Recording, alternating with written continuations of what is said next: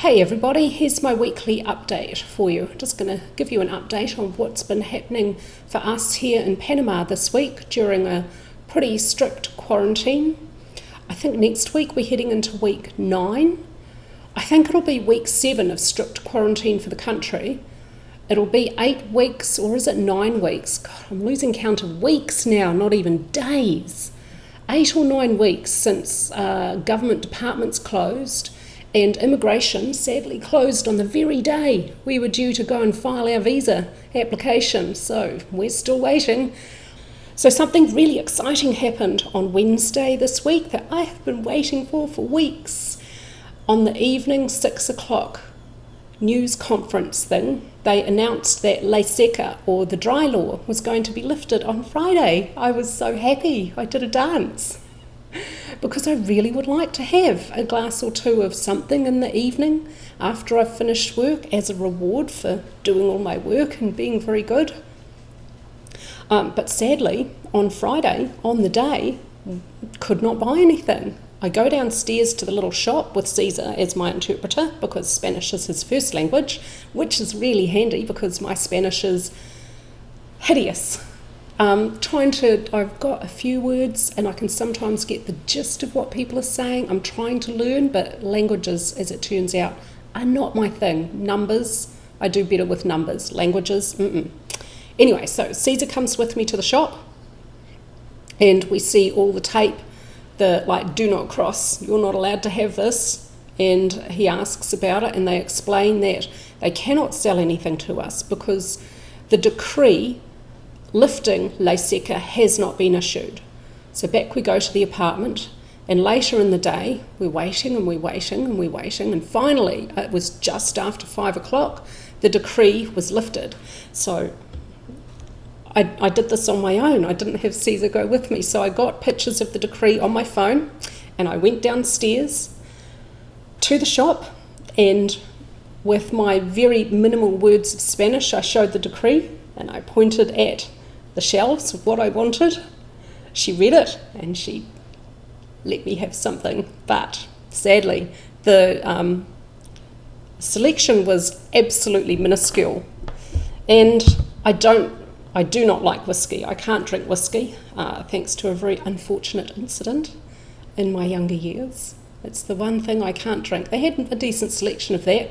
Didn't want that. They had some tequila. I mean, I'm not averse to tequila, but yeah, it's not really what I'd go for. They didn't have any vodka. They didn't have any white rum, which is what I really wanted. I think they had some terribly expensive dark rum, but I'm only going to pay a lot of money for it if it's something I really like.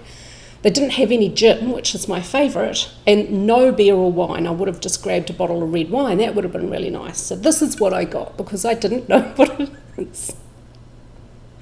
Apologies to all of the Colombians out there, and my husband is one, and yes, I have apologised to him.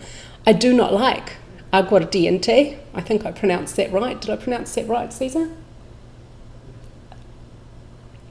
It's one of the licorice or aniseed flavoured things. So as you can tell, I tried a little bit more than a little bit, but I have to really dilute it down to make it palatable.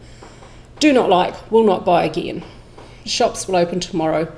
The situation will be rectified. So that was funny. I'm really, really pleased Ley Seca has been lifted because that felt like I was being put on house arrest and punished. But again, I understand and I do totally support the reasoning behind it. Anyway, moving on. Still full quarantine here in Panama. Still full quarantine all weekend. Again, the poor men are not allowed out on Saturdays, which used to be one of their days. They could go out for their 2 hours. They're only allowed out a total of 4 hours a week. It's not stopping them though. They're still arresting hundreds of people every day, and most of the people they're arresting are the men, a few women and children. Like if they arrest 500 people in a day, it'll be like 450 hombres and 50 mujeres, and what's the word for children? I forget. Yeah, and like 50 women and children, so mostly men. I suspect that's why they've got the full weekend quarantine still going. But they are talking about starting to ease up because the R factor is ever so slowly inching down. So we might have government departments reopening sometime this month. Our lawyer said maybe the 15th, maybe the end of the month, not sure. As soon as immigration opens, we'll be filing our visa application, which is all ready to go, and that's what we're waiting for. Odd news, or an odd thing I've noticed, and I guess like if you put an animal in a cage and you keep it in the cage for a long enough period of time and you don't let it out, and then one day you open the door, your little animal's not going to leave the cage in a hurry. It's going to be very hesitant and it's going to be fearful.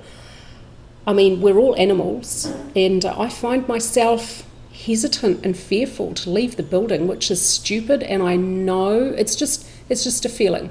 I did leave the building once this week for the first time in over 2 weeks,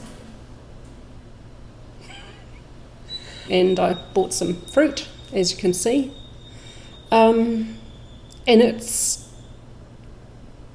don't like it. I don't like going out on my own.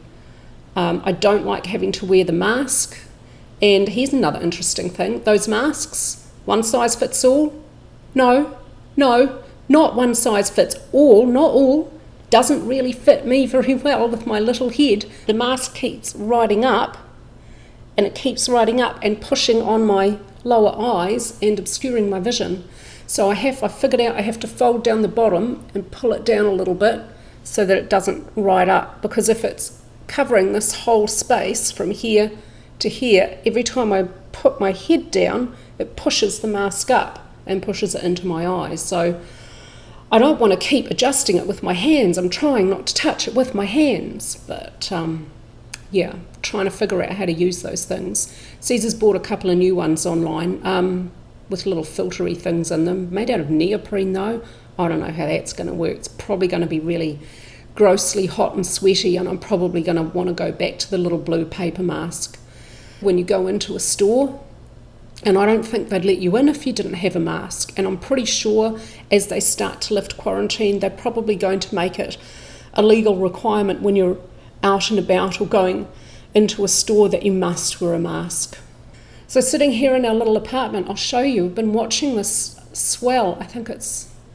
I'm so geographically challenged when you put me in another hemisphere, the other hemisphere.